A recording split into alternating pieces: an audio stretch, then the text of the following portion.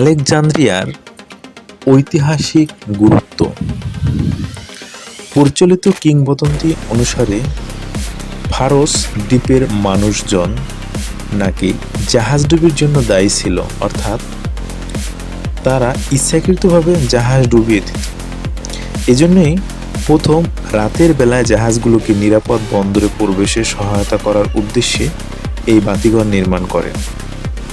শব্দটির শব্দমূল নির্দিষ্টভাবে জানা যায় না।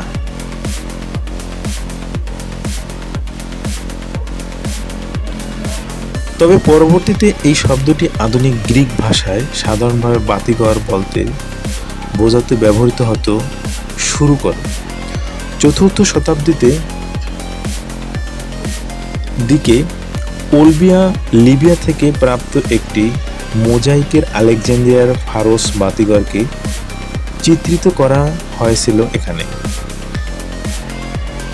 এটি বিভিন্ন রোমান্স ভাষায় ছড়িয়ে পড়ে, যেমন কাতালান ও রোমানিয়া, ফরাসি, ইতালি ও স্প্যানিশ ভাষায়।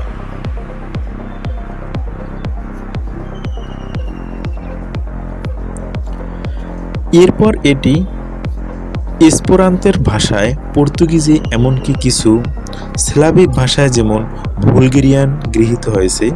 ফরাসি, পর্তুগিজ, তুর্কি, সার্বিয়ান ও রুশ ভাষায় এর উৎপন্ন একটি রূপ।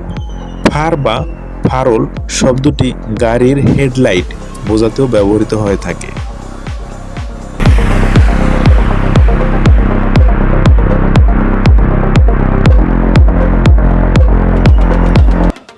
আলেকজান্দ্রিয়ার বাতিঘরে দেখাশোনা বা এর দায়িত্বরত ব্যক্তিদের বেতন ভাতার পরিমাণ। আলেকজান্দ্রিয়ার বাতিঘরের জন্য কোনো নির্দিষ্ট বেতন নেই, কারণ এটি একটি প্রাচীন স্থাপনা এবং বর্তমানে আর কার্যকর নেই।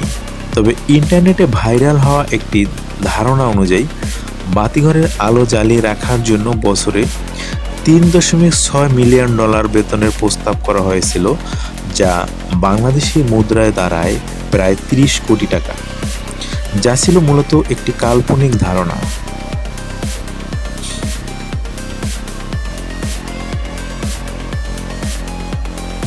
প্রাচীনকালে বাতিঘরের আলো জ্বালিয়ে রাখা ছিল একটি গুরুত্বপূর্ণ কাজ এবং এর জন্য সম্ভবত বেতন দেওয়া হতো। তবে সেই সময় বেতন বা অন্যান্য সুযোগ সুবিধা সম্পর্কে বিস্তারিত তথ্য পাওয়া যায় না। আলেকজান্দ্রিয়ার বাতিঘরের প্রাচীন বিশ্বের সপ্তাচার্যের মধ্যে অন্যতম ছিল এবং এটি খ্রিস্টপূর্ব 3য় শতকে নির্মিত হয়েছিল।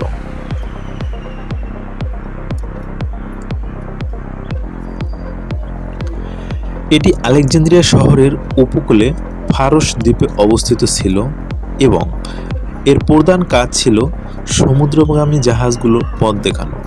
বাতিঘরের চূড়ায় একটি বিশাল অগ্নি প্রদীপ স্থাপন করা ছিল, যা রাতে আলো দিত এবং দিনের বেলায় প্রতিফলক হিসেবে কাজ করত।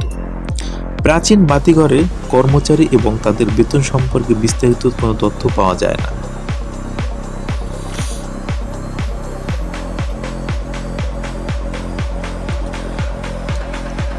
তবে এটি স্পষ্ট যে এই কাজটি বেশ গুরুত্বপূর্ণ ছিল এবং সম্ভবত এর জন্য বেতন দেওয়া হতো। ইন্টারনেটে ভাইরাল হওয়া $3.6 মিলিয়ন প্রস্তাবটি মূলত একটি কাল্পনিক ধারণা, যা বাতিঘরের গুরুত্ব এবং প্রাচীন বিশ্বের কাজগুলোর প্রতি মানুষের আগ্রহ থেকে এসেছে।